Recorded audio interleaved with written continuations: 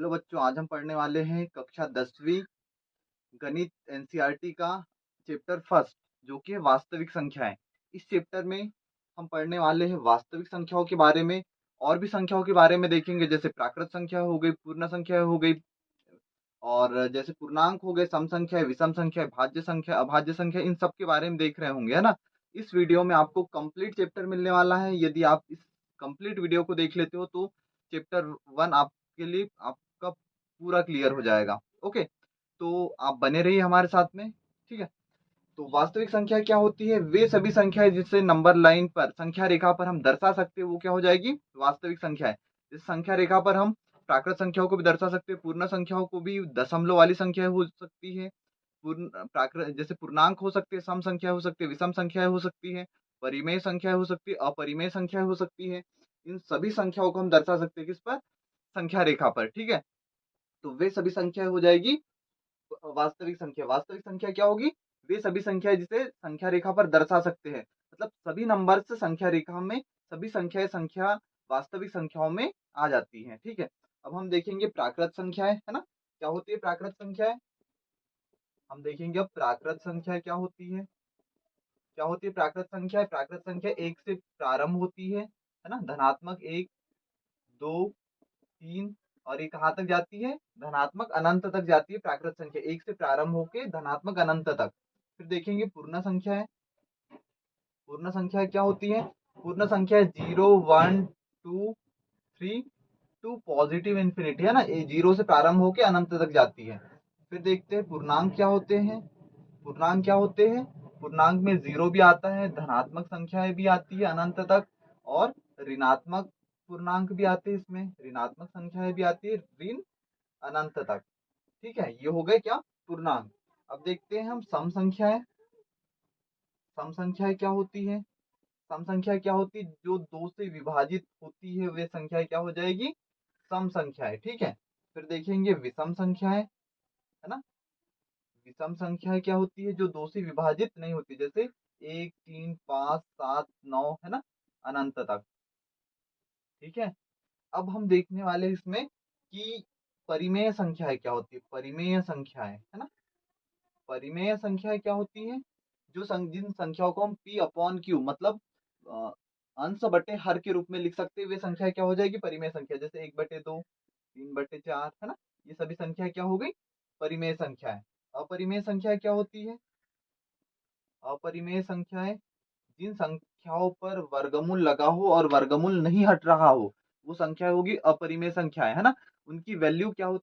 जो अपरिमेय संख्या, उनकी वैल्यू डिफाइन नहीं होती, मतलब परिभाषित नहीं होती है, क्लियर नहीं होती कि उनकी वैल्यू कितनी रहेगी, है ना, ठीक है। तो अपरिमेय संख्याओं पर क्या रहता है? रूट लगा होता है। जैसे पाई, पाई भी क्या है? एक अपरिमेय संख्या, क्योंकि पाई की वैल्यू भी पूरी पूरी डिफाइन नहीं है, परिभाषित नहीं है ना। हम लगभग वैल्यू लेते हैं, लगभग मान लेते हैं पाई का, है ना। पाई की हमारे पास एग्जैक्ट वैल्यू नहीं है, ठीक है। तो ये हो जाएंगे, ये हो जाएगी संख्या अपरिमेय संख्या है। अब देखते हैं भाज्य संख्या क्या होती है ना। भाज्य संख्या क्या होती है? वे संख्याएं जो खुद को और वन को छोड़कर और किसी संख्या से विभाजित हो सकती है, वो हो जाएगी भाज्य संख्या। जैसे जैसे संख्या हम लिखते हैं 4, 4 में 2 का भाग जा रहा है, तो ये भाज्य संख्या है। हमने 9 ले लिया, 9 में 3 से भाग जा रहा है, 20, 20 में 2 से भाग जा रहा है, 5 से भाग जा रहा है, 4 से भाग जा रहा है, तो ये क्या हो जाएगी? भाज्य संख्या है। फिर लिखेंगे अभाज्य संख्याएं। अभाज्य संख्याएं क्या होगी? अभाज्य संख्याओं में खुद को छोड़कर और वन को छोड़कर किसी से भी भाग नहीं जाएगा। जैसे हम यहाँ लिखते हैं 11, 11 में 11 से भाग जा सकता है और 1 से भाग जा सकता है, बाकी किसी संख्याओं से भाग नहीं जा सकता है। वैसे ही 13, 17, 19, ये सभी क्या हो जाएगी? अभाज्य संख्याएं हो जाएगी, ठीक है। अब इसके बाद में हम पढ़ते हैं एक प्रमेय, है ना, अंक गणित की मूलभूत प्रमेय, है ना। आपको संख्याओं के बारे में बेसिक नॉलेज हो गया इसमें। अब हम पढ़ेंगे अंक गणित की मूलभूत प्रमेय, जो कि भाज्य और अभाज्य संख्याओं के गुणनखंड पर आधारित है, ठीक है। क्या है? अंक गणित की, अंक गणित की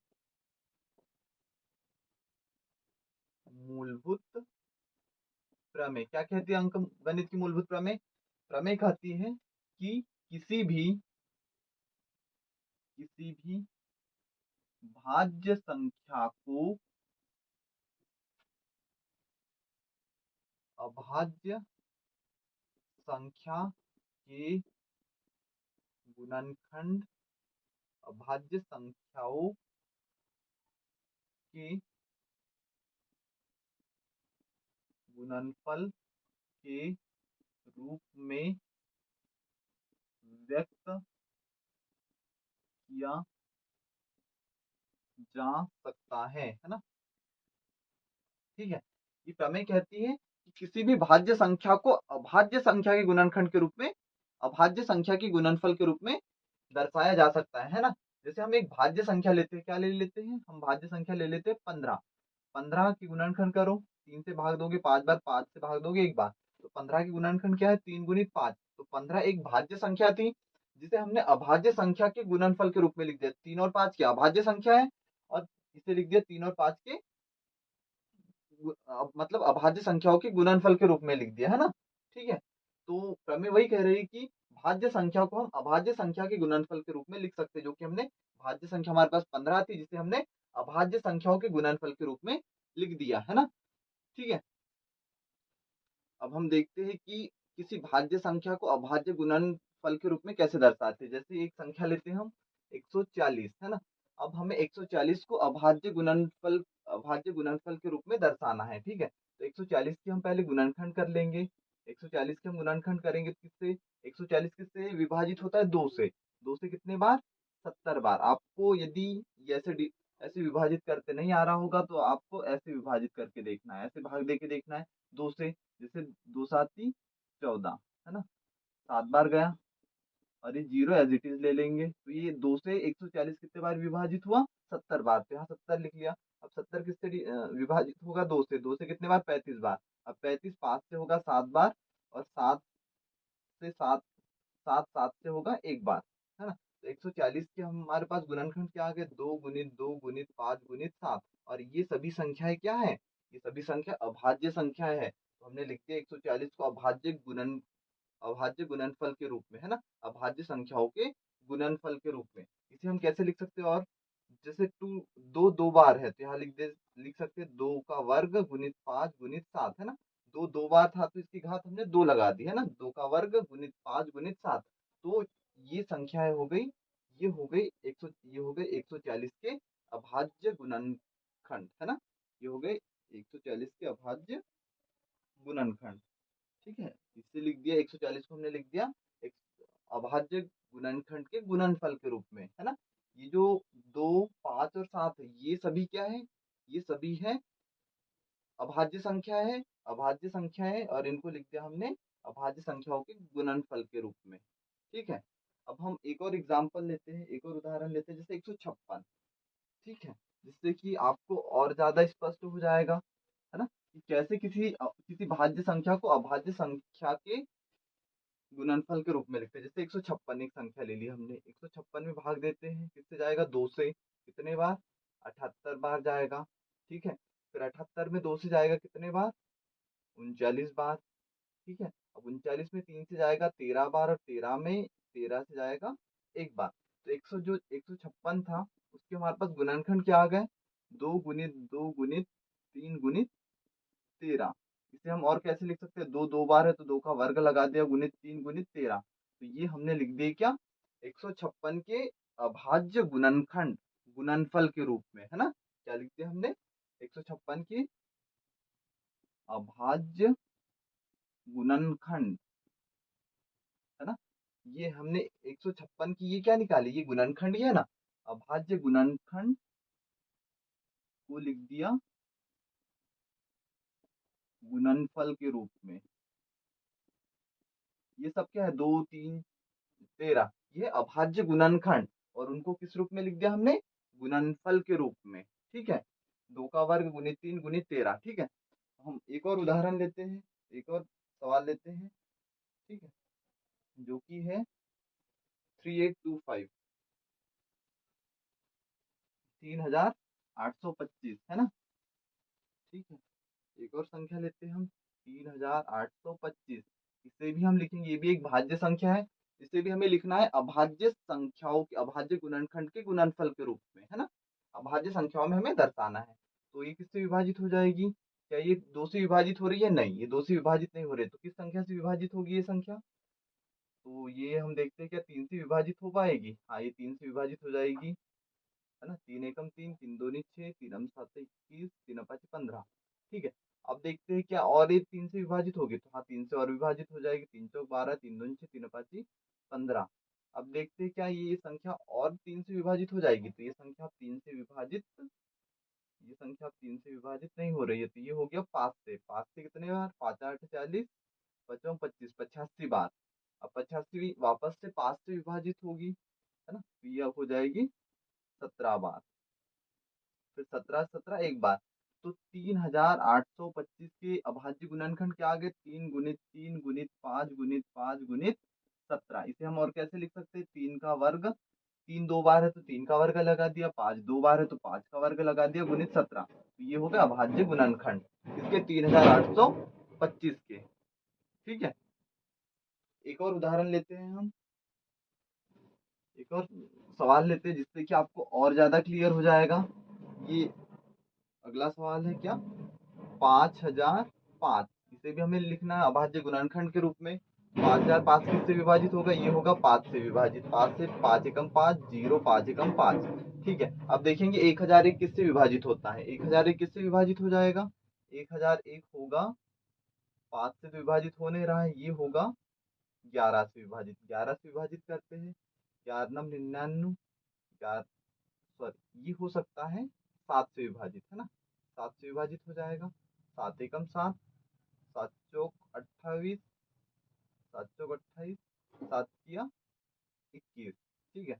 अब ये संख्या किससे विभाजित होगी? अब हो जाएगी ये संख्या किससे? 11 से। 11 एकम 11, 11 किया 33, फिर 13 से 13 होगा एक बार विभाजित। तो हमारे पास 5005 के अभाज्य गुणनखंड क्या आ गए? 5 गुणित 7 गुणित 11 गुणित 13, जो कि आंसर है। ठीक है। अब हम करने वाले हैं क्या? अब हम देखेंगे कि जब हमें दो संख्याएं दी हो, जब हमें दो संख्याएं दी हो और उसका एलसीएम और एचसीएफ कैसे ज्ञात करते हैं। ठीक है। अब हम क्या देखने वाले हैं? जब हमें दो संख्याएं दी हो, है ना, हमें सवाल आता है जिसमें दो संख्याएं दी होती है ना, दो संख्याएं दी होती है जिसका हमें एलसीएम और एचसीएफ ज्ञात करना होता है और उनके संबंध और उसमें जांच करनी होती है कि दो संख्याओं का गुणनफल बराबर है एलसीएम गुणित एचसीएफ के। तो हम सबसे पहले क्या करने वाले हैं? हम सबसे पहले देखेंगे दो संख्याओं का एलसीएम और एचसीएफ कैसे ज्ञात करते हैं, है ना। पहले हम देखेंगे कि दो संख्याओं का एलसीएम और एचसीएफ कैसे ज्ञात करते हैं। ठीक है। तो हम एक सवाल लेते हैं, 26 और 91, है ना। क्वेश्चन हमारे पास 26 व 91। इसका हमें क्या ज्ञात करना है? इसका हमें एलसीएम व एचसीएफ ज्ञात करना है। ठीक है। हमें एलसीएम और एचसीएफ ज्ञात करना है। तो एलसीएम ज्ञात करने के लिए हमें एलसीएम किसका ज्ञात करना है? 26 और 91 का। ठीक है। एलसीएम ज्ञात करने के लिए हम क्या करते हैं? दोनों संख्याओं के गुणनखंड साथ में करते हैं, 26 और 91 के। ठीक है। और ये जो गुणन एलसीएम और एचसीएफ हमें ज्ञात करना है, ये अभाज्य गुणनखंड विधि से करना है ना। ठीक है। तो एलसीएम ज्ञात करने के लिए हम साथ में गुणनखंड फाइंड करते हैं, साथ में गुणनखंड ज्ञात करते हैं। ठीक है। तो 26 और 91 के हमें गुणनखंड करना है। तो 26 दो से हम देखते हैं सबसे पहले क्या दोनों में से कोई एक संख्या भी दो से विभाजित हो सकती है। तो 26 दो से विभाजित हो सकती है, तो दो से भाग दे देंगे, 26 13 बार विभाजित होगा। और दो से 91 विभाजित नहीं होता है, तो 91 जैसा का वैसा रहेगा, सेम रहेगा। अब देखेंगे हम कि अब ये संख्या दो दो से हो रही है क्या डिवाइड? तो 13 और 91 दो से विभाजित नहीं हो रही है। तो अब हम देखेंगे दो से बड़ी संख्या, दो से बड़ी कौन सी संख्या से विभाजित हो रही है? तो हम देखते हैं, तो ये संख्या 7 से विभाजित हो रही है ना। 13 तो 7 से विभाजित नहीं होगी, लेकिन 91 7 से विभाजित हो जाएगा कितने बार? 13 बार। अब दोनों जगह 13 है तो 13 से विभाजित कर लेंगे, 13 एकम 13, 13 एकम 13, है ना। तो अब यहाँ लिखेंगे एलसीएम इसका 26 और 91 का, है ना। एलसीएम में हमें क्या करना है? गुणनखंड निकालना है दोनों संख्याओं के साथ में। ठीक है। गुणनखंड क्या है हमारे पास? 2 गुणित 7 गुणित 13। ठीक है। जब हम इनका गुणा कर देंगे तो ये आ जाएगा 182। जो कि 26 और 91 का क्या है, एलसीएम है। ठीक है, एलसीएम के लिए क्या करते हैं हम, गुणनखंड निकालते हैं साथ में, दोनों संख्याओं को साथ में लेकर। ठीक है, और जो गुणनखंड है उन सबका गुणा कर देंगे तो हमारे पास क्या आ जाएगा, हमारे पास आ जाएगा एलसीएम। ठीक है, अब एचसीएफ ज्ञात करते हैं। एचसीएफ ज्ञात करने के लिए एचसीएफ किसका ज्ञात करना है, 26 व 91 का। तो एचसीएफ ज्ञात करने के लिए हम क्या करते हैं, अलग से दोनों के, अलग अलग दोनों के गुणनखंड ज्ञात करेंगे। जैसे 26 के, 26 और 91 दोनों के गुणनखंड ज्ञात करेंगे हम अलग अलग, है ना। तो 26 किससे विभाजित होता है, 2 से 13 बार, और 13 से 13 एक बार। ठीक है, 97 7 से 13 बार, और 13 से 13 एक बार। ठीक है, तो हम यहाँ लिखेंगे 26 के गुणनखंड क्या है हमारे पास, 2 गुणित 13, और 91 के गुणनखंड लिखेंगे 7 गुणित 13। तो हमें एचसीएफ ज्ञात करना था किसका, 26 और 91 का। ठीक है, तो एसटीएफ में क्या देखते हैं हम, एसटीएफ में हम देखते हैं कि दोनों संख्याओं में कौन सा गुणनखंड उभयनिष्ठ है, सेम, है ना। जोड़ी किसकी बन रही है, तो यहाँ भी 13 है, यहाँ पर भी 13 है, तो यहाँ पर 13 हो जाएगा एचसीएफ। और किसी की जोड़ी बन रही है कि यहाँ 2 है, नीचे 2 नहीं, नीचे 7 है तो ऊपर के गुणनखंड में 7 नहीं है, तो यहाँ जोड़ी सिर्फ किसकी बन रही है, 13 की, तो 13 क्या हो जाएगा, एचसीएफ। ठीक है, और देख लो एलसीएम क्या होता है, साथ में गुणनखंड करना है और जो गुणनखंड है उनका गुणा कर देना है, एलसीएम आ जाएगा। एचसीएफ क्या होता है, दोनों संख्याओं के अलग अलग गुणनखंड ज्ञात करना है और फिर उसमें देखना है कि कॉमन क्या बनता है, जोड़ी किसकी बन रही है, वो क्या हो जाएगा, एचसीएफ हो जाएगा। ठीक है, हमारे पास हमें दो संख्याएं दी थी जिसका हमने एलसीएम और एचसीएफ ज्ञात कर लिया। अब हम जांच करेंगे कि दो संख्याओं को गुणनफल बराबर है या नहीं, एलसीएम गुणित एचसीएफ के। ठीक है, इसी में आगे करने वाले हैं हम। हमें चेक करना है कि दो संख्याओं का गुणनफल, क्योंकि एग्जाम में हमें ऐसा आता है, हमें पूछते हैं कि जांच कीजिए कि क्या दो संख्याओं का गुणनफल बराबर है एलसीएम गुणित एचसीएफ के, तो हमें जांच भी करनी होती है। ठीक है, हमारे पास एलसीएम था, एलसीएम 26 और 91 का था 182, और एचसीएफ जो था, एचसीएफ था 26 और 91 का हमारे पास 13। ठीक है, और हमें दो संख्या क्या, दो संख्या थी हमारे पास 26 और 91, तो हमें जांच करना है कि दो संख्याओं का गुणनफल बराबर है एलसीएम गुणित एचसीएफ के। ठीक है, तो दो संख्या क्या थी हमारे पास, 26 और 91, तो इनका क्या ज्ञात करना है हमें, गुणनफल किसके बराबर होना चाहिए, एलसीएम क्या हमारे पास 182 गुणित एचसीएफ कितना है, 13। ठीक है, हमें दोनों पक्ष समान बता देने हैं तो जांच हो जाएगी कि दो संख्याओं को गुणनफल बराबर है एलसीएम गुणित एचसीएफ के। ठीक है, तो हम यहाँ गुणा कर देते हैं, 13 दूनी 26,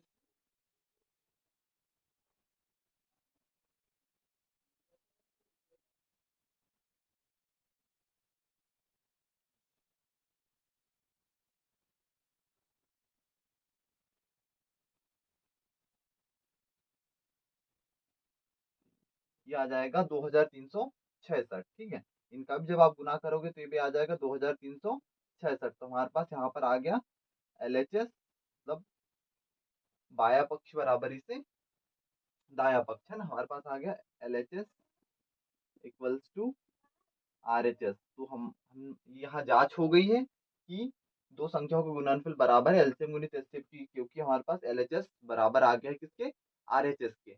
ठीक है, ऐसे करने होते हैं हमें, है ना। दो संख्या दी हो, दोनों के एलसीएम और एचसीएफ पहले ज्ञात करना है, फिर हमें क्या करना है, हमें जांच करना है दो संख्याओं के गुणनफल बराबर है एलसीएम गुणित एचसीएफ के। ठीक है, इजी है, थोड़ा ध्यान देने की जरूरत है। ठीक है, और एक सवाल लेते हैं हम ऐसा ही, जिससे कि आपको और क्लियर हो जाएगा कि कैसे एलसीएम और एचसीएफ याद करते हैं।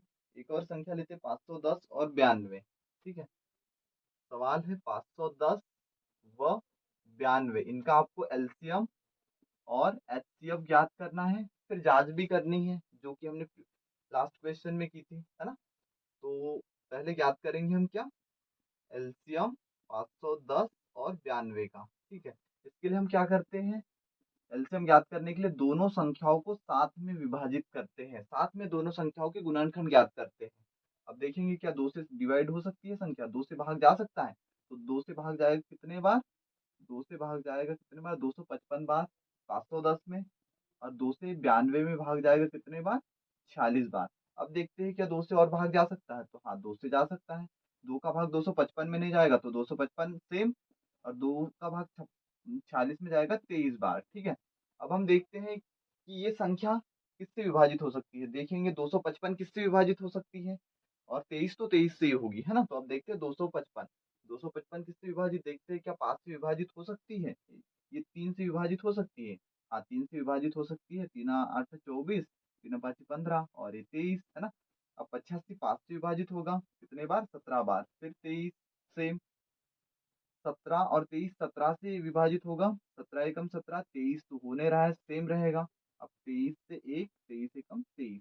ठीक है, तो हमारे पास क्या आ गए गुणनखंड, 2 गुणित 2, 2 बार, फिर 3 5 17 और 23, ये आ गए इनके गुणनखंड। ठीक है, तो ये आ गए गुणनखंड हमारे पास, 2 गुणित 2 गुणित 3 गुणित 5 गुणित 17 गुणित 23। ठीक है, हमारे पास ये आ गए गुणनखंड किसके, 510 और 92 को हमने साथ में विभाजित किया, दोनों के गुणनखंड साथ में निकाले तो ये आ गए, है ना। और एलसीएम में हम करते क्या, एलसीएम में साथ में गुणनखंड निकालते हैं, और जो गुणनखंड होते हैं उनका कर देते हैं हम गुना। ठीक है, अब हम कर देंगे इनका गुना, क्या आ जाएगा, 2 2 4, 4 6 12, 12 5 60, ये तो 60 आ गया, है ना। इन दोनों का गुना कर दो, 17 51, 17 दूनी 34, ये हो जाएगा 39। ठीक है, अब इन दोनों को गुना कर देंगे, 6 एकम 6, 6 नम 54, 6 तिया 18, 18 और 5 23। तो ये हमारे पास आ जाएगा एलसीएम, कितना आ जाएगा हमारे पास में, 23,460, है ना। एलसीएम कैसे निकालते हैं, जो संख्याएं दी है उनके गुणनखंड साथ में निकालकर जो गुणनखंड है उनका गुना कर दो, तो हमारे पास क्या आ जाएगा, हमारे पास आ जाएगा एलसीएम। ठीक है, एचसीएफ के लिए क्या करेंगे हम, एचसीएफ, एचसीएफ निकालना है हमें किसका, 510 और 92 का। तो एचसीएफ के लिए हम क्या करेंगे, 510 में भाग देंगे, 2 से जाएगा 255 बार, 255 में 3 से जाएगा 85 बार, 85 में 5 से 17 बार, है ना, 17 में 17 से 1 बार। ठीक है, वैसे हम 92 में भाग देंगे किससे, 2 से 46 बार, 2 से फिर 23 बार, और 23 में 23 से 1 बार। ठीक है, तो हमारे पास गुणनखंड आ गए किसके किसके, हमारे पास 510 के गुणनखंड है, क्या है 510 के गुणनखंड, 2 गुणित 3 गुणित 5 गुणित 17, और 92 के गुणनखंड क्या है, 92 गुणनखंड है 2 गुणित 2 गुणित 23। ठीक है, हमें क्या ज्ञात करना था, एचसीएफ 510 और 92 का। तो हम देखेंगे इसमें जोड़ी किसकी बन रही है, एचसीएफ में वही देखते हैं हम जोड़ी किसकी बन रही है। एलसीएम में साथ में गुणनखंड करके गुना करते हैं गुणनखंडों का, है ना। और एचसीएफ में देखते हैं दोनों के गुणनखंड अलग अलग करने के बाद में हम देखते हैं कि जोड़ी किसकी बन रही है। तो यहाँ पर जोड़ी बन रही है 2 2 की, तो यहाँ 2 लिख लेंगे। अब देखते हैं और किसी की जोड़ी बन रही है क्या, नहीं, तो इसका 510 और 92 का एचसीएफ हो जाएगा 2। ठीक है, अब हम जांच करेंगे कि क्या एलसीएम बराबर, दो संख्याओं का गुणनफल बराबर है एलसीएम गुणित एचसीएफ के। अब हम ये देखने वाले हैं ना। ठीक है, 23,460 हमारे पास है एलसीएम, और 2 है हमारे पास एचसीएफ। ठीक है, यहाँ लिखेंगे दो संख्याओं का गुणनफल बराबरी से एलसीएम गुणित एचसीएफ। इसको आप एचसीएफ गुणित एलसीएम भी लिख सकते हो, कोई चेंज नहीं होगा, है ना। दो संख्या क्या थी, 510 और 92 का गुणनफल, एलसीएम था 23,460 गुणित एचसीएफ था 2, गुना करेंगे कितना आ जाएगा, 46,920। जब इन दोनों संख्याओं का भी आप गुना करोगे तो ये भी आ जाएगा 46,920। तो यहाँ पर आ गया एलएचएस बराबर, एल एच एलएचएस बराबरी से आरएचएस। ठीक है, तो ये हो गई जांच भी कि दो संख्याओं का गुणनफल बराबर है एलसीएम गुणित एचसीएफ के। ठीक है, सबसे पहले हमने देखा फर्स्ट टाइप में हम क्या, जो पहले प्रकार के सवाल थे उसमें क्या देखते थे कि जो भाज्य संख्या थी उसे अभाज्य संख्याओं के गुणनफल, गुणनखंड के गुणनफल के रूप में, है ना। जो भाज्य संख्या थी उसे अभाज्य संख्याओं के रूप में लिखा था, भाज्य संख्याओं को अभाज्य संख्याओं के रूप में लिखा था। दूसरे प्रकार के सवाल में हमने देखे कि दो संख्या हमें दी रहेगी, दोनों संख्याओं के हमें एलसीएम और एचसीएफ ज्ञात करना होगा, फिर जांच करनी होगी कि दो संख्याओं का गुणनफल बराबर है एलसीएम गुणित एचसीएफ के, जो कि हमने अभी कर लिए, है ना। दो प्रकार के सवाल हमने देख लिए हैं। अब हम देखेंगे जब तीन संख्याएं दी हो तब एलसीएम और एचसीएफ कैसे ज्ञात करते हैं। ठीक है, अभी तक हमने देखे एलसीएम और एचसीएफ जब हमें दो संख्या दी थी। अब हम देखेंगे जब हमें तीन संख्या दी होगी तब एलसीएम और एचसीएफ कैसे ज्ञात करेंगे। तो एक क्वेश्चन लेते हैं, है ना। 12, 15 और 21, हमारे पास ये तीन संख्या दी है, हमें इनका एलसीएम और एचसीएफ ज्ञात करना है। तो एलसीएम के लिए हम क्या करते हैं, एलसीएम के लिए हम साथ में भाग दे देते हैं जितनी भी संख्या है। इसके पहले जब हमने क्वेश्चन, जब सवाल हमने हल किए उसमें क्या थी, उसमें दो संख्याएं थी, तो हम दो संख्याओं को हम दो संख्याओं के गुणनखंड साथ में निकालते थे। अब हमारे पास तीन संख्याएं हैं तो हम तीन संख्याओं के गुणनखंड साथ में निकालने वाले हैं। ठीक है, हमारे पास संख्या है 12, 15, 21। देखते हैं संख्या किससे डिवाइड होगी। ये दो से विभाजित होगी, 2 से 12 6 बार, 2 से 15 विभाजित नहीं होता है तो सेम, और 21 भी सेम रहेगा। 2 का भाग वापस से देंगे तो 6 हो जाएगा, 2 या 6, 15 में भाग नहीं जाता, 21 में भी नहीं जाता है। ठीक है, अब इन संख्याओं में भाग जाएगा 3 से, 3 एकम 3, 3 का भाग 15 में, 3 पाँची 15, 3 का 21 में, 3 7 21। अब भाग जाएगा 5 से, 5 एकम 5, 7 से, अब जाएगा 7 से, 7 एकम 7। ठीक है, तो हम एलसीएम ज्ञात करेंगे पहले किसका, 12, 15 और 21 का, है ना। तो हमारे पास गुणनखंड क्या है, 2 गुणित 3 गुणित 5 गुणित 7, 2 गुणित 3 गुणित 5 गुणित 7। हम इनका गुना कर देंगे, 7 5 35, 35 दिया, 105, 210, 420। ठीक है, हमारे पास एलसीएम कितना आ गया, हमारे पास एलसीएम आ गया 420। ठीक है, तीन संख्या दी है तो तीनों के गुणनखंड साथ में निकाल लो। हमने गुणनखंड निकाल लिए तो गुणनखंड आ गया दो, दो बार, फिर 3, 5, 7। इन सभी गुणनखंड का हम गुना कर देंगे तो हमारे पास क्या आ जाएगा, एलसीएम। ठीक है, एचसीएफ ज्ञात करने के लिए क्या करेंगे हम, 12 के अलग से गुणनखंड ज्ञात करेंगे, 2 का भाग देंगे 6 बार, फिर 2 का 3 बार, फिर 3 का 1 बार, फिर 15 की गुणनखंड 3 का भाग देंगे 5 बार, 5 का 1 बार, फिर 21 की गुणनखंड अलग 3 का भाग देंगे 7 बार जाएगा, 7 का 1 बार जाएगा, है ना। तो सबके गुणनखंड लिखते हैं। 12 की गुणनखंड क्या है, 2 गुणित 2 गुणित 3, 2 गुणित 2 गुणित 3। फिर 15 की क्या हमारे पास, 3 गुणित 5। फिर 21 की क्या हमारे पास, 3 गुणित 7। हमें क्या ज्ञात करना है, एचसीएफ 12, 15 और 21 का। अब इसमें देखेंगे हम जोड़ी किसकी बन रही है, यहाँ दो है, यहाँ दो है, क्या नहीं। अब जोड़ी हमें तीनों में देखना है। इसके पहले वाले क्वेश्चंस में दो संख्याएं दी रहती थी तो दोनों में देखते थे कि कॉमन क्या है, उभयनिष्ठ क्या है, सेम संख्या क्या है, जोड़ी किसकी बन रही है। इसमें अब तीनों में देखेंगे तो तीनों में, यहाँ पर तीन तीनों में है तो यहाँ पर एचसीएफ आ जाएगा 3, क्योंकि और कोई संख्या ऐसी नहीं जो कि तीनों में हो, तीनों में होना चाहिए तभी हम एचसीएफ में लेंगे। तो यहाँ तीनों में क्या कॉमन है, 3, तो यहाँ एचसीएफ आ जाएगा क्या, एचसीएफ आ जाएगा 3। ठीक है, जैसे आपने दो संख्याओं के एलसीएम और एचसीएफ ज्ञात किया था वैसे तीनों तीन संख्याओं का अब करना है। एलसीएम में आप दो संख्याओं को साथ, दो संख्याओं गुणनखंड साथ में करते थे दो संख्याओं में, इसमें तीन संख्या दी है तो तीनों के गुणनखंड साथ में ज्ञात करना है, फिर गुना कर देना है। और एचसीएफ में दो संख्याओं के गुणनखंड आप अलग अलग करते थे, इसमें तीनों के अलग अलग करना है, फिर कॉमन देख लेना है, सेम है ना। ठीक है, इसके बाद में हम नेक्स्ट टाइप के क्वेश्चन करेंगे। ओके, जो कि एलसीएम एचसीएफ पर ही बेस्ड है। ठीक है,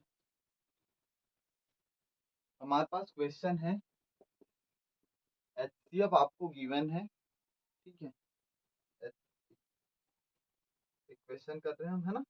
एचसीएफ आपको गिवन है इसका 306 और 657 का एचसीएफ गिवन, एक एचसीएफ दिया है 9, और है ना 9 दिया है, और एलसीएम 306 और 657 का ज्ञात करना है ना।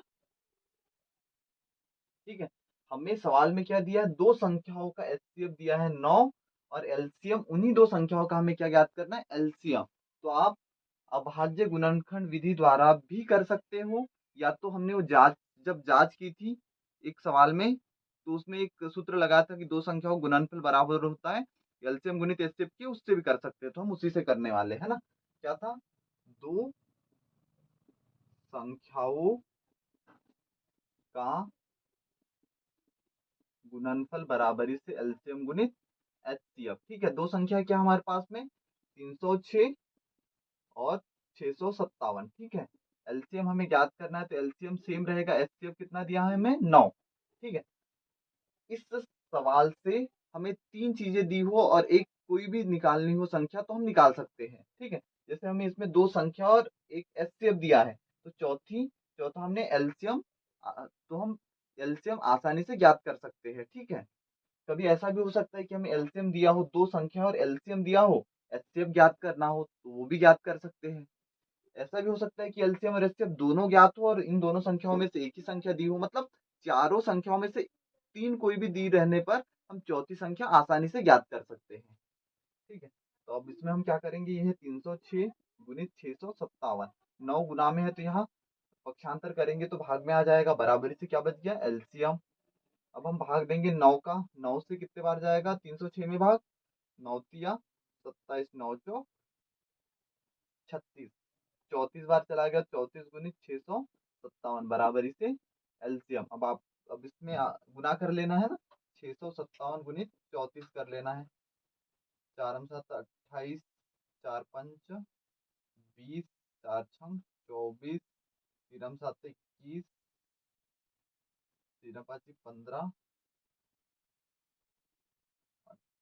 19, है ना, ये आ जाएगा 8 3 3, ये हो जाएगा कितना 2 2, 22,338, 22,338 आ गया हमारे पास एलसीएम। ठीक है, एलसीएम बराबर 22,338। ठीक है, ऐसे भी सवाल आपको आ सकते हैं कि इन चारों में से, मतलब दो संख्याएं और एलसीएम और एचसीएफ, इनमें से कोई तीन संख्याएं दी हो, आपको चौथी ज्ञात करना हो। जैसे इसमें वही हो रहा था, हमारे पास दो संख्याएं दी थी और एलसीएम में तीन संख्याएं दी है, हमें चौथी संख्या एलसीएम ज्ञात करना था, तो हमने तीनों के मान रख दिए और इसका पक्षांतर कर दिया तो चौथी संख्या हमारे पास चौथा मान एलसीएम का आ गया। ठीक है, अब हम करने वाले इसमें और एक क्वेश्चन करते हैं,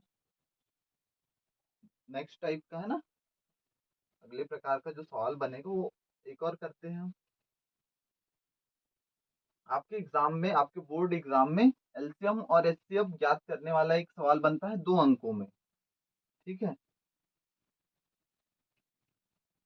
और एक 3 अंकों वाला सवाल बनता है अपरिमेय संख्या सिद्ध करना होता है उसमें से, तो वो भी हम करने वाले हैं, है ना। एक सवाल हमारे पास और है, जांच कीजिए जांच कीजिए कि क्या किसी प्राकृत संख्या n के लिए, किसी प्राकृत संख्या n के लिए संख्या 6 की घात n अंक 0 पर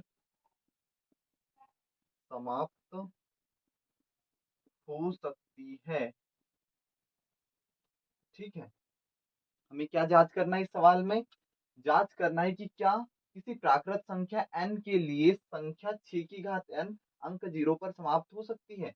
हमारे पास संख्या दी है 6 की घात n, हमें चेक करना है कि हम n का मान क्या रख सकते हैं, प्राकृत संख्या n का मान, n क्या होगी एक प्राकृत संख्या, मतलब n का मान रखना है।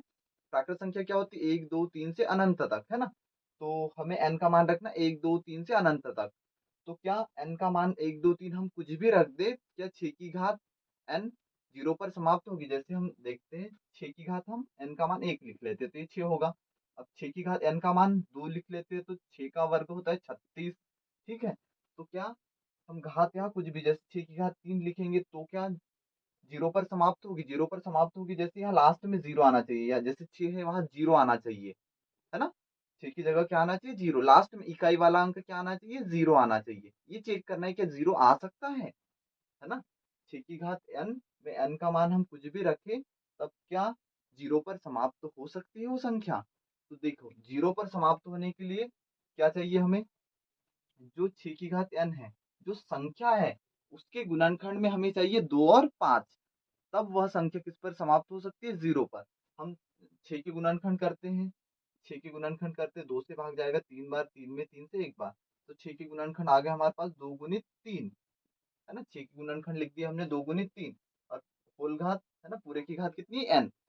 तो हम देखते हैं क्या 6 के गुणनखंड में, अभाज्य गुणनखंड में 2 और 5 है, तो यहाँ पर 2 तो है लेकिन 5 नहीं है, तो ये संख्या 0 पर समाप्त नहीं हो सकती, क्योंकि 0 पर समाप्त होने के लिए एक शर्त है कि उस संख्या के अभाज्य गुणनखंड में, उस संख्या के अभाज्य गुणनखंड में क्या चाहिए हमें, 2 और 5 चाहिए। ठीक है, हम यहाँ लिखते हैं, यहाँ 6 की घात n के अभाज्य गुणनखंड में 5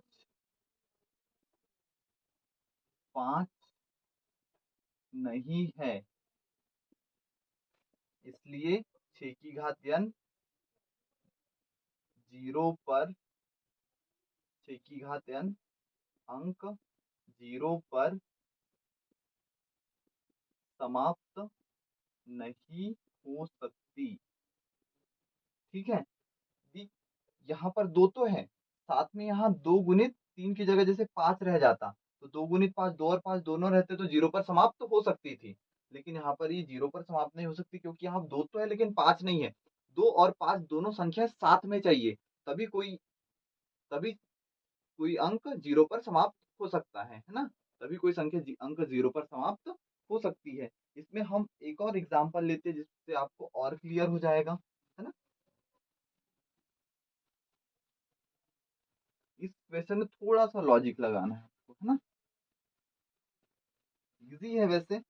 एक और एग्जांपल लेते हैं जिससे आपको और ज्यादा क्लियर हो जाएगा। जैसे हम एक एग्जांपल लेते हैं 20 की घात n, और n क्या है, n रहेगी एक प्राकृत संख्या। ठीक है, n क्या रहेगी, प्राकृत संख्या रहेगी। तो हम पहले 20 के गुणनखंड करते हैं, 20 के गुणनखंड 2 का भाग जाएगा 10 बार, फिर 2 का 5 बार, फिर 5 का 1 बार, तो क्या है 20 के गुणनखंड 2 गुणित 5 और पूरी घात n, है ना।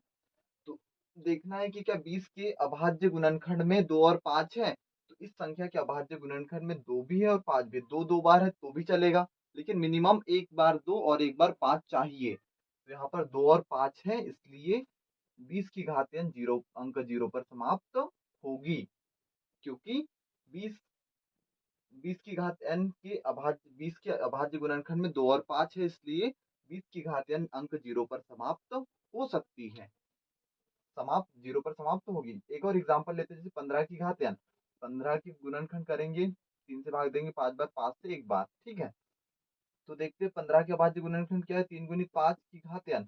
अब यहाँ पर देखने पर पता चलता है कि 5 तो है 15 के अभाज्य गुणनखंड में, लेकिन 2 नहीं है, इसलिए 15 की घात n कभी भी 0 पर समाप्त नहीं हो सकती, क्योंकि 0 पर समाप्त होने की कंडीशन है अभाज्य गुणनखंड में हमें चाहिए 2 और 5 गुणनखंड के रूप में। ठीक है, अब हम एक और सवाल करने वाले हैं। अब देखते हैं अगला सवाल। ठीक है, इसमें जो कि भाज्य संख्याओं से संबंधित है ना। सवाल है,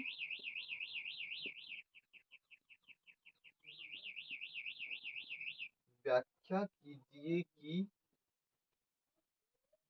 7 गुणित 11 गुणित 13 धन 13 और 7 गुणित 6 गुणित 5 गुणित 4 गुणित 3 गुणित 2 गुणित 1 धन 5 भाज्य संख्या क्यों है। भाज्य संख्याएं क्यों है। ठीक है, हमें बताना है कि ये जो दो संख्या दी है ये भाज्य संख्या क्यों है। तो भाज्य संख्या क्या होती है, पहले ये क्लियर होना चाहिए। भाज्य संख्या क्या होती है, ऐसी संख्या है जिनके कम से कम 2 गुणनखंड हो, है ना, मतलब जो विभाजित होती हो। भाज्य संख्या क्या होती है, विभाजित होती है कम से कम 2 संख्याओं से, है ना। तो हम इन दोनों संख्याओं के 2 गुणनखंड बता देंगे तो सिद्ध हो जाएगा कि ये दोनों क्या है, भाज्य संख्या है। पहली संख्या लेते हैं हम, क्या है, 7 गुणित 11 गुणित 13 धन 13। आपको ध्यान से सुनना है ना, तो इसमें क्या कर सकते हैं, गुणा में जितनी संख्या है वो एक संख्या मानकर चलते हैं हम, है ना, और धन वाली संख्या अलग मानेंगे। तो यहाँ पर और यहाँ पर क्या कॉमन दिख रहा है, यहाँ पर भी 13 है, यहाँ पर भी 13 है, 13 कॉमन आ जाएगा तो यहाँ बचेगा 7 गुणित 11, और यहाँ से 13 कॉमन आ गया। जब पूरी संख्या कॉमन आ जाती है तो एक बचता है, ठीक है। तो ये 13 गुणित 11 37 77 धन 1, तो ये हो जाएगा 13 गुणित 77 और 1 78। तो यहाँ पर गुना गुना का चिन्ह है, तो यहाँ पर इस संख्या के हमारे पास दो गुणनखंड आ गए 13 और 78। जब हमारे पास इस संख्या के दो गुणनखंड आ गए तो हम बता सकते हैं कि ये सिद्ध हो गया कि ये संख्या क्या है, एक भाज्य संख्या है। क्योंकि भाज्य संख्या होने के लिए हमें क्या चाहिए, कम से कम हमारे पास दो गुणनखंड चाहिए। तो हम यहाँ लिखेंगे 7 गुणित 13, 7 गुणित 11 गुणित 13 धन 13 के 13 व 18 गुणनखंड है, इसलिए 7 गुणित 11 गुणित 13 धन 13 एक भाज्य संख्या है, ठीक है। हमने इस संख्या के हमने दो गुणनखंड बता दिए, जिससे सिद्ध हो गया कि ये संख्या क्या है, ये भाज्य संख्या है। वैसा ही इसमें भी करेंगे हम। क्या है हमारे पास संख्या, 7 गुणित 6 गुणित 5 गुणित 4 गुणित 3 गुणित 2 गुणित 1 धन 5। गुना वाली संख्या को एक मानेंगे और ये 5 अलग है। तो यहाँ पर और यहाँ पर 5 कॉमन दिख रहा है। यहाँ 7 गुणित 6 गुणित 4 गुणित 3 गुणित 2 गुणित 1 सेम, और 5 पूरा कॉमन आ गया तो क्या बचेगा, 1 बचेगा, ठीक है। अब गुना कर देंगे, 7 छंग 42, ये 42 हो जाएगा, और 2 तिया 6, 6 चौक 24, गुना गुना कर देते हैं, 24 दूनी 48, 96, ये आ जाएगा 100। तो जब हम गुना करके एक को जोड़ देंगे तो ये आ जाएगा 1009। तो इस संख्या के भी कम से कम हमारे पास दो गुणनखंड आ गए, क्या, 5 और 1009। तो जब इस संख्या के हमारे पास दो गुणनखंड आ गए तो हम बता सकते हैं कि ये संख्या एक भाज्य संख्या है, क्योंकि इसके कम से कम हमारे पास दो गुणनखंड आ गए, इसलिए क्या है, एक भाज्य संख्या है, ठीक है। अब हम करने वाले हैं नेक्स्ट क्वेश्चन, जो कि है किसी खेल के मैदान के चारों ओर एक वृत्ताकार पथ है ना। इसमें बताया गया है कि किसी खेल के मैदान के चारों ओर एक वृत्ताकार पथ है, ठीक है। इस मैदान का एक चक्कर लगाने में सोनिया को 18 मिनट लगते हैं, जबकि इसी मैदान का एक चक्कर लगाने में रवि को 12 मिनट लगते हैं, है ना। एक मैदान है जिसके चारों ओर क्या है, एक वृत्ताकार पथ है, और उस पथ पर कौन दौड़ रहे हैं, रवि और सोनिया। रवि को कितना टाइम लगता है एक राउंड के लिए, 12 मिनट, और सोनिया को 18 मिनट लगते हैं एक राउंड कंप्लीट करने के लिए।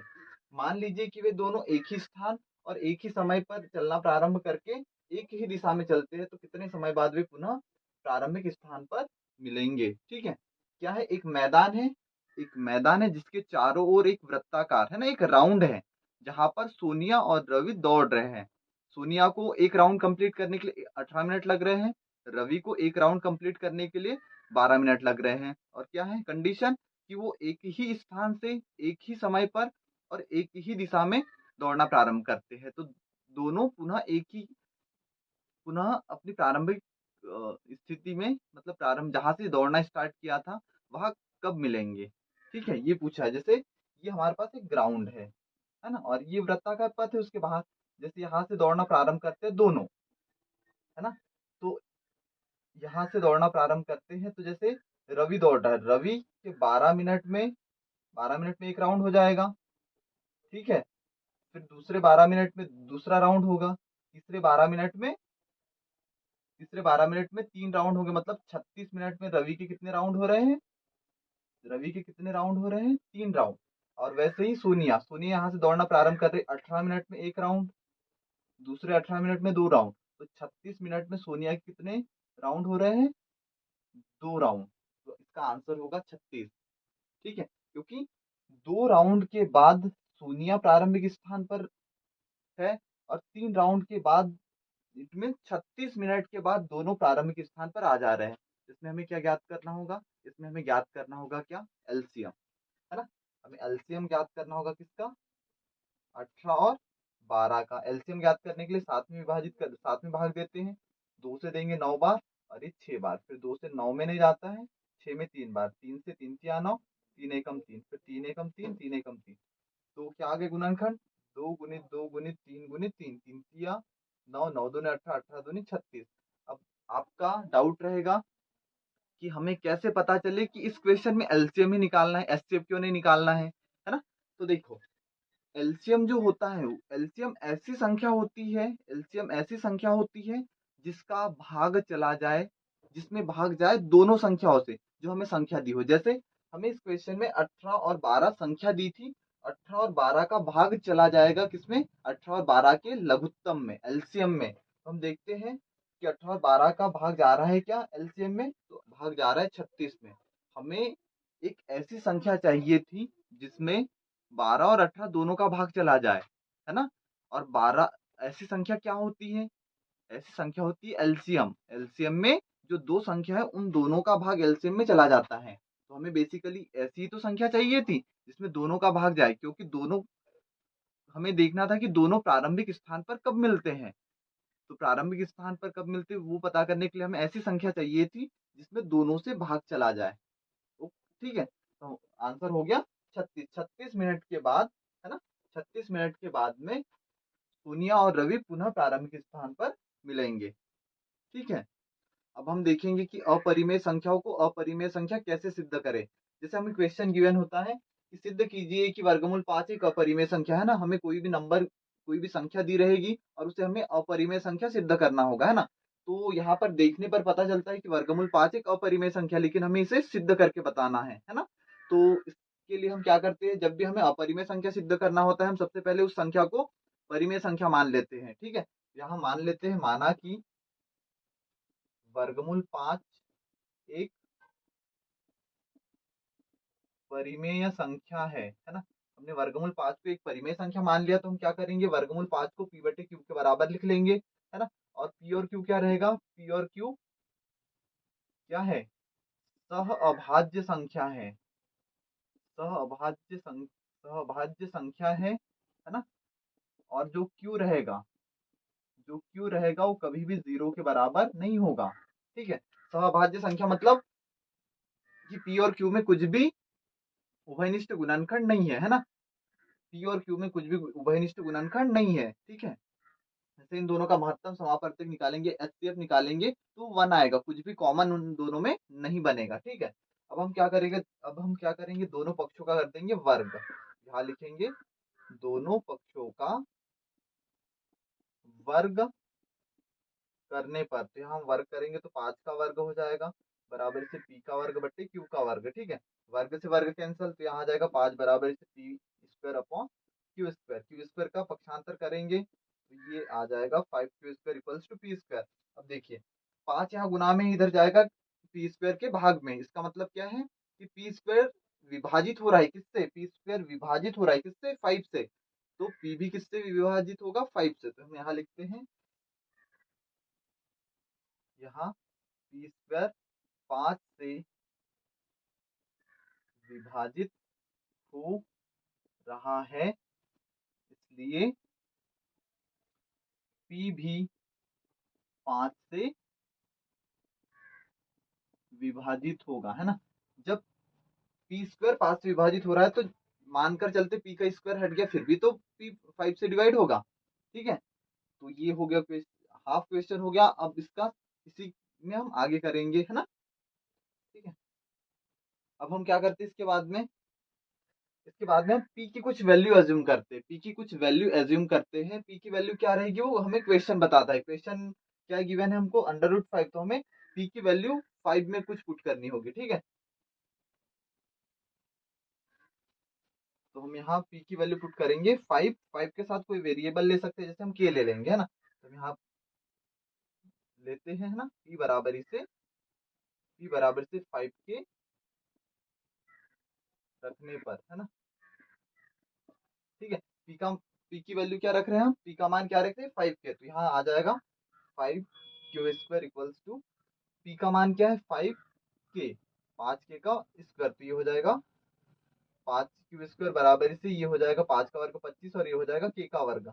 अब यहाँ क्या कर सकते हैं हम, ये जो 25k² है 5 जाएगा बटे में, 5 से भाग जाएगा तो कितने बार जाएगा? 25 में, 25 में चला जाएगा 5 बार, तो आ गया q का वर्ग बराबर से 5k का वर्ग। ठीक है, अब यहाँ देखो, अब ये 5 यहाँ गुना में 5 का पक्षांतर करेंगे तो ये आएगा q स्क्वायर के बटे में। इसका मतलब क्या है, क्यू स्क्वायर किससे विभाजित हो रहा है, 5 से। तो हम यहाँ लिख देंगे क्यू स्क्वायर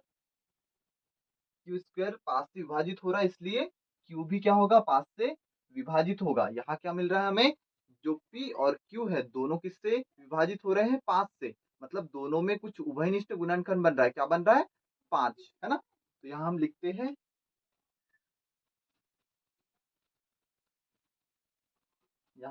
हैं, कि पी और क्यू दोनों में 5 उभयनिष्ठ गुणनखंड है, जो कि हमारी कल्पना की पी व क्यू सह अभाज्य संख्या है का विरोध करता है। देखो, पी और क्यू में 5 एक उभयनिष्ठ गुणनखंड बन गया, लेकिन हमने क्या एज्यूम किया था कि पी और क्यू क्या है, सह अभाज्य संख्या, मतलब उनमें कुछ भी कॉमन गुणनखंड, कुछ भी उभयनिष्ठ गुणनखंड नहीं बन सकता है, लेकिन यहाँ तो बन गया। अब ये क्यों हुआ, है ना, ये हमारी हमने एज्यूम किया था, हमने माना था कि पी और क्यू क्या है, सहअभाज्य संख्या, उसका तो विरोध कर रही है ना। फिर यहाँ लिखेंगे, यह विरोधाभास हमारी त्रुटिपूर्ण कल्पना के कारण हुआ है कि वर्गमूल 5 एक परिमेय संख्या है, अतः हम हम कह सकते हैं कि वर्गमूल 5 एक अपरिमेय संख्या है। ठीक है, जब हमने क्वेश्चन सॉल्व किया तो पी और क्यू में 5 उभयनिष्ठ गुणनखंड बन रहा था, जो कि विरोध कर रहा था कि पी और क्यू सहभाज्य है। ये विरोध क्यों हो रहा था, क्योंकि हमने स्टार्टिंग में ही, शुरू में ही गलत मान लिया था कि वर्गमूल 5 एक परिमेय संख्या, वर्गमूल 5 तो एक अपरिमेय संख्या है। इसलिए हमने लिख दिया कि ये विरोधाभास हमारी त्रुटिपूर्ण कल्पना के कारण हुआ है कि वर्गमूल 5 एक परिमेय संख्या था। हम कह सकते हैं कि वर्गमूल 5 क्या है, एक अपरिमेय संख्या है। ठीक है, ऐसा ही हम एक और क्वेश्चन करते हैं जिससे आपको और क्लियर हो जाएगा।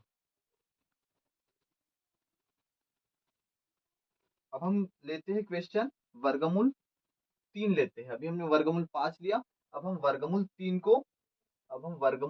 को सिद्ध करेंगे कि अपरिमेय संख्या। तो सबसे पहले क्या करेंगे, इसे p बटे q के बराबर ले लेंगे। p और q क्या रहेंगे, सहभाज्य संख्या रहेगी। दोनों पक्षों का हम क्या कर देंगे, वर्ग कर देंगे। ठीक है, दोनों पक्षों का हम वर्ग कर देंगे, वर्ग से वर्गमूल कैंसिल, 3 बराबर से p स्क्वायर बटे q स्क्वायर बन गया। ठीक है, q स्क्वायर का पक्षांतर होगा तो ये बन जाएगा। अब 3 जाएगा पी स्क्वायर के बटे में, इसका मतलब क्या है, पी स्क्वायर का भाग किस में जा रहा है, ये पी स्क्वायर 3 से विभाजित हो रहा है ना। पी स्क्वायर किससे विभाजित हो रहा है, 3 से विभाजित हो रहा है, इसलिए क्या होगा, पी भी 3 से विभाजित होगा, इसलिए पी भी क्या होगा, 3 से विभाजित होगा। ठीक है, अब हम क्या करते थे, पी की वैल्यू कुछ एज्यूम करते थे, पी का मान कुछ मानते थे। क्या मानते थे, जो क्वेश्चन में दिया रहता है, जैसे 3 है तो 3 के मान लेंगे। तो यहाँ क्या हो जाएगा, 3q square equals to 3k का वर्ग, तो ये हो जाएगा 3q का वर्ग बराबर से ये हो जाएगा 3k का वर्ग हो जाएगा 9k का वर्ग। 3 जाएगा बटे में, तो क्या बनेगा, 3 से 9 कैंसिल होगा 3 बार, तो ये बन जाएगा क्यू स्क्वायर बराबर से 3k स्क्वायर। ठीक है, अब ये 3 कहाँ आएगा, 3 आएगा क्यू स्क्वायर के बटे में, 3 आएगा क्यू स्क्वायर के बटे में। इसका मतलब क्या है कि क्यू स्क्वायर क्या हो रहा है, 3 से विभाजित हो रहा है ना। इसलिए क्यू भी क्या होगा, क्यू भी 3 से विभाजित होगा। तो यहाँ पर क्या बन रहे हैं, पी और क्यू में उभयनिष्ठ गुणनखंड क्या बन रहे हैं, 3। लेकिन हमने तो पहले एज्यूम किया था कि पी और क्यू क्या है, सहभाज्य संख्या है। ये क्यों हो रहा है, ये हमारी त्रुटिपूर्ण कल्पना के कारण हो रहा है, क्योंकि हमने वर्गमूल 3 को क्या मान लिया था हमने, परिमेय संख्या मान लिया था, जबकि वर्गमूल 3 क्या है, ये एक अपरिमेय संख्या है। ठीक है, तो हमें ऐसे कॉमन फैक्टर बता देना है, कॉमन है ना उभयनिष्ठ गुणनखंड बता देना है, जिससे सिद्ध हो जाएगा कि हमारी कल्पना क्या थी, गलत थी। और वर्गमूल 3 क्या है, वर्गमूल 3, अतः वर्गमूल 3 क्या है, एक अपरिमेय संख्या है। ठीक है, ऐसे करना है। ये फर्स्ट टाइप का क्वेश्चन हो गया, जिसमें आपको सिंगल डिजिट दी रहती है, जिसमें आपको सिंगल सिर्फ एक संख्या दी रहती है। इसमें एक और क्वेश्चन हम करेंगे जो कि अपॉन वाला रहेगा, है ना। ठीक है, क्वेश्चन है कि 1/√2, इसको आपको क्या प्रूव करना है, इसको आपको प्रूव करना है क्या, इसको आपको प्रूव करना है, इसको आपको सिद्ध करना है क्या, अपरिमेय संख्या। ठीक है, अपरिमेय संख्या सिद्ध करना है आपको। तो सबसे पहले क्या करोगे, 1/वर्गमूल 2 को p/q के, है ना, परिमेय संख्या मान लोगे तो p/q के बराबर लिख सकते हो। p और q क्या है, सहअभाज्य संख्या है ना। अब क्या करेंगे, अ, हर को अंश में बदलेंगे, अंश को हर में बदलेंगे तो वर्गमूल 2 ऊपर जाएगा और एक नीचे आएगा, वैसे ही q ऊपर जाएगा, p नीचे आ जाएगा, है ना। ठीक है, और किसी भी संख्या के बट्टे में हम एक तो लिखते नहीं है, तो दोनों पक्षों का वर्ग कर देंगे, यही पर कर देते हैं वर्ग। वर्ग से वर्गमूल कैंसिल होगा तो क्या बच रहा है, 2 बराबरी से q² / p², सेम है ना, प्रोसेस सेम है, सिर्फ संख्या बदलेगी, सिर्फ बाकी प्रोसेस सेम है। ये क्वेश्चन बन गया वर्गमूल 2 को सिद्ध करने टाइप का, है ना। अब यहाँ क्या करेंगे हम, 2p² बराबरी से हो गया q², अब 2 का भाग जाएगा किसमें, q² में, तो यहाँ लिख देंगे q² 2 से विभाजित हो रहा है, विभाजित हो रहा है, इसलिए q भी 2 से विभाजित होगा। ठीक है, फिर क्या करते थे हम, यहाँ जो डिजिट, जैसे यहाँ जो संख्या है, जैसे p है तो p का मान रखना है कुछ, और q है तो q का मान रखना है, तो हम q बराबर क्या रख देंगे, सवाल में क्या है 2, तो हम लिख देंगे 2 के। ठीक है, यहाँ मान रखेंगे 2p का वर्ग बराबर q का मान 2k का होल स्क्वायर, तो ये हो जाएगा 2p का वर्ग बराबर से 2k का वर्ग मतलब 4k का वर्ग हो जाएगा। 2 का भाग जाएगा इधर, है ना, 2 यहाँ गुना में है तो बटे में जाएगा, 2 दूनी 4 हो जाएगा, p बराबर से होगा 2k²। ठीक है, इसका मतलब क्या है, देखो अब ये जो 2 है यहाँ गुना में है, तो ये आएगा यहाँ पर भाग में, इसका मतलब क्या है कि p² किससे विभाजित हो रहा है, p² के बटे में क्या आ रहा है 2, तो p² 2 से विभाजित हो रहा है, इसलिए क्या होगा, p भी 2 से विभाजित विभाजित होगा, है ना। ठीक है, अब देखो यहाँ पर कॉमन उभयनिष्ठ गुणनखंड क्या बन रहा है, 2 बन रहा है, जो कि हमारी कल्पना का विरोध कर रहा है कि हमने क्या माना था कि p और q क्या है, सह अभाज्य संख्या है, उसका तो विरोध कर रहा है। ये विरोधाभास क्यों उत्पन्न हो रहा है, क्योंकि हमने कल्पना ही गलत कर ली थी कि 1/वर्गमूल 2 क्या है, एक परिमेय संख्या है, जबकि 1/वर्गमूल 2 क्या एक अपरिमेय संख्या है। ठीक है, हमें हर एक क्वेश्चन में से कॉम उभयनिष्ठ गुणनखंड बता देने हैं और फिर बताना है कि हम ये विरोधाभास इसलिए हो रहा है क्योंकि हमने गलत कल्पना कर ली थी। ठीक है, ऐसे करना है आपको। ये हो गए फर्स्ट टाइप के पहले प्रकार के क्वेश्चन, पहले प्रकार के सवाल हो गए, जिसमें आपको सिर्फ एक ही संख्या दी रहेगी। अब देखेंगे जिसमें प्लस माइनस करके और संख्या दी हो, उस टाइप के क्वेश्चन देखते हैं जो कि दूसरे प्रकार के बनेंगे। और यही 2 प्रकार के सवाल बनते हैं, और इस टाइप के सवाल आपके बोर्ड एग्जाम में 3 मार्क्स का क्वेश्चन बनता है ना, और इजी भी है। अब लेते हैं थोड़े प्लस माइनस वाले क्वेश्चन, है ना। तो ये क्वेश्चन है, इसमें क्वेश्चन है 3+2 वर्गमूल 2, 3+2√5, है ना। आपको इस संख्या को बताना है कि अपरिमेय संख्या है, इस संख्या को सिद्ध करना है कि ये अपरिमेय संख्या है। तो सबसे पहले हम क्या करते हैं, माना कि 3 धन 2 वर्गमूल 5 एक परिमेय संख्या मान लेते हैं, पहले परिमेय संख्या है ना। हमने परिमेय संख्या मान ली तो क्या कर सकते हैं, 3 धन 2 वर्गमूल 5 को हम क्या लिख सकते हैं, p/q के बराबर लिख सकते हैं। और p और q क्या होंगे, p और q क्या रहेगी, सहअभाज्य संख्या रहेगी, सहअभाज्य संख्याएं हैं, और q कभी बराबर नहीं होगा किसके, 0 के। ठीक है, अब हम क्या करते, जब हमारे पास सिंगल नंबर रहता था, सिंगल संख्या रहती थी, तो हम वर्ग कर देते थे। इसमें हमें वर्ग नहीं करना है, इसमें हमें क्या करना होता है, इस टाइप के सवाल में हमें क्या करना होता है, वर्गमूल वाली संख्या को एक साइड रहने देना है, एक पक्ष में, बाकी सभी का पक्षांतर दूसरे पक्ष में कर देना। जैसे यहाँ पर हम क्या करेंगे, 2 वर्गमूल 5 को ऐसे लिखेंगे पी बटे क्यू। सबसे पहले 3 का पक्षांतर करेंगे, है ना। सबसे पहले 3 का पक्षांतर करेंगे, 3 यहाँ धन में है तो इधर चला जाएगा ऋण में। फिर हम क्या कर सकते हैं, यहाँ पर लघुत्तम ले सकते हैं, क्यू और 1 का लघुत्तम 1 क्यू, फिर यह गुना पी ऋण 3 क्यू, ये हो गया। अब हम क्या करेंगे, मैंने बताया था आपको कि वर्गमूल वाली संख्या को रहने देना, बाकी का पक्षांतर करना है। तो वर्गमूल 5 यही रहेगा, 2 का पक्षांतर हो जाएगा इधर अपॉन में। ठीक है, अब देखो यहाँ पर वर्गमूल 5 किसके बराबर है, पी माइनस 3 क्यू बटे 2 क्यू के। ठीक है, जो कि पी अपॉन क्यू, पी बटे क्यू हमारे पास क्या थी, परिमेय संख्या थी। परिमेय संख्या के साथ कोई संख्या जुड़ जाए, है ना, 2 3 जुड़ जाए, फिर भी तो परिमेय संख्या ही रहेगी। इसका मतलब क्या है, ये परिमेय संख्या है और परिमेय संख्या के बराबर क्या आ रही है, अपरिमेय संख्या आ रही है। लेकिन कभी भी परिमेय संख्या के बराबर अपरिमेय संख्या तो हो ही नहीं सकती, है ना। अब ये ऐसा क्यों हो रहा है, क्योंकि हमने कल्पना ही गलत कर ली थी, हमने मान गलत लिया था कि 3 धन 2 वर्गमूल 5 के एक अपरिमेय संख्या। हम यहाँ लिखेंगे पी माइनस 3 क्यू बटे 2 क्यू एक एक परिमेय संख्या है, एक परिमेय संख्या है, इसलिए वर्गमूल 5 भी एक परिमेय संख्या होगी, परिमेय संख्या होगी। परंतु हम जानते हैं कि परंतु हम जानते हैं कि वर्गमूल 5 एक अपरिमेय संख्या है। यह विरोधाभास क्यों उत्पन्न हो रहा है, यह विरोधाभास हमारी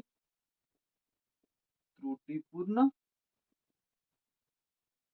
कल्पना के कारण उत्पन्न हो रहा है कि 3 धन 2 वर्गमूल 5 एक परिमेय संख्या है। अतः 3 धन 2 वर्गमूल 5 एक अपरिमेय संख्या होगी। ठीक है, क्या करना है आपको, जब भी ऐसा सवाल आपको दिया हो तो आपको वर्गमूल वाली संख्या को एक साइड रहने देना है, बाकी सबका पक्षांतर दूसरे साइड कर देना है। फिर बताना है कि ये परिमेय संख्या है तो ये भी परिमेय संख्या होनी चाहिए वर्गमूल वाली। लेकिन वर्गमूल वाली परिमेय संख्या है क्या, नहीं। हमें पता है कि वर्गमूल वाली संख्या परिमेय संख्या नहीं होती, अपरिमेय संख्या होती है। और ये विरोधाभास क्यों उत्पन्न हो रहा है, क्योंकि हमने कल्पना ही गलत कर ली थी कि जो क्वेश्चन हमें दिया था, जो सवाल हमें दिया था, वो उसको हमने परिमेय संख्या मान लिया था। ठीक है, तो ऐसे आपको 2 टाइप के क्वेश्चन हल करने होंगे। इसी इसमें और एक क्वेश्चन में इसी टाइप का आपको हल करवा देता हूँ, जिससे कि आपको और ज्यादा क्लियर हो जाएगा। ठीक है,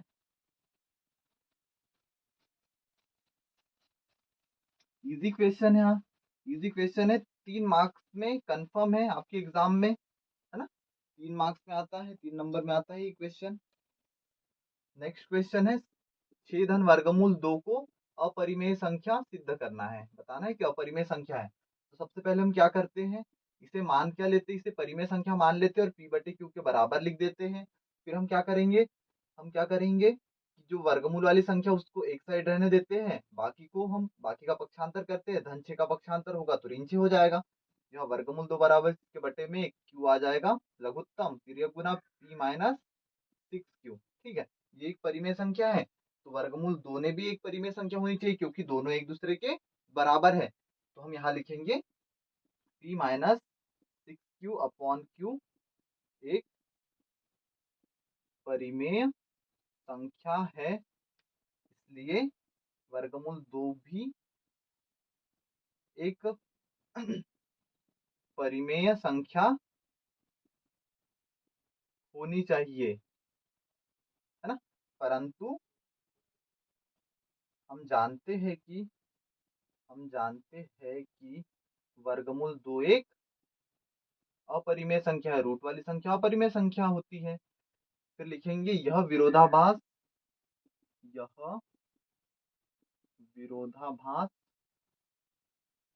विरोधाभास हमारी त्रुटिपूर्ण कल्पना के कारण उत्पन्न हो रहा है कि 6 धन वर्गमूल 2 एक परिमेय संख्या है। अतः 6 धन वर्गमूल 2 एक अपरिमेय संख्या है। ओके, आई होप कि आपको पूरा चैप्टर क्लियर हो गया होगा, है ना। इस चैप्टर में हमने एक ही वीडियो में हमने पूरा चैप्टर कंप्लीट कर लिया है। Okay, thank you.